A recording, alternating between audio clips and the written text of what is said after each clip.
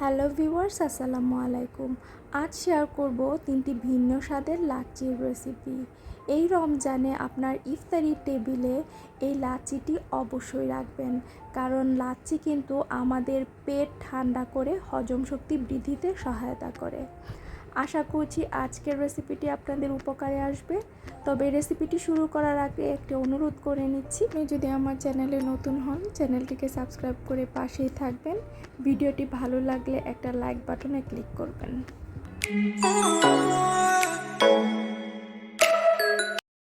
লাচ্ছি তৈরির প্রথম রেসিপিতে চলে যাচ্ছি। আমি প্রথমে আপনাদেরকে ঢাকাইয়ের লাচ্ছিটি করে দেখাবো, যেটা আমরা নর্মালি রেস্টুরেন্টে খেয়ে থাকি। এখানে আমি নিয়েছি 2 চা চামচ পরিমাণ মিষ্টি দই। আর এই দইটা কিন্তু আমি ঘরেই তৈরি করেছি। কিভাবে মাত্র 1 ঘন্টায় ইনস্ট্যান্ট মিষ্টি দই তৈরি করবেন সেটার রেসিপি আমার চ্যানেলে আছে, দরকার হলে সেটা দেখে নিতে পারেন। আরও অ্যাড করে দিচ্ছি 1 চা চামচ গুঁড়ো দুধ, 2 চা চামচ চিনি।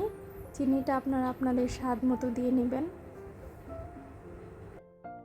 আরও দিয়ে দিচ্ছি কিছু আইস কিউব, অ্যাড করে দিচ্ছি পরিমাণ মতো ঠান্ডা পানি। এখন সব কিছুকে খুব ভালো করে ব্লেন্ড করে নিব। ব্লেন্ড করা হয়ে গিয়েছে, এখন আমি এটাকে গ্লাসে ঢেলে নিচ্ছি। দ্বিতীয় রেসিপিতে চলে এলাম। এখানে আমি 2টা খেজুর নিয়েছি, খেজুরগুলোকে ভাগ করে দিচ্ছি, বিচিগুলো ছাড়িয়ে নিচ্ছি। আরও অ্যাড করে দিচ্ছি 2টা কাজু বাদাম। আপনারা এখানে কাঠবাদাম, পেস্তা বাদামও ব্যবহার করতে পারেন। দিয়ে দিচ্ছি 2 চা চামচ পরিমাণ মিষ্টি দই।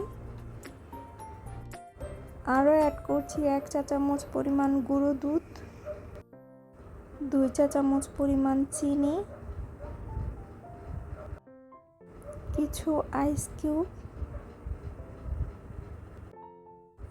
পরিমাণ মতো ঠান্ডা পানি। এখন সব কিছুকে খুব ভালো করে ব্লেন্ড করে নেব। ব্লেন্ড করা হয়ে গিয়েছে, এখন আমি এটাকে গ্লাসে ঢেলে নিচ্ছি। তৃতীয় রেসিপিতে চলে এলাম। সেজন্য আমি এখানে একটা কলা নিয়েছি। কলাটাকে ছিলে এখন একটা ছুরির সাহায্যে ছোট ছোট টুকরো করে নিচ্ছি, এতে করে ব্লেন্ড করতে সুবিধা হবে।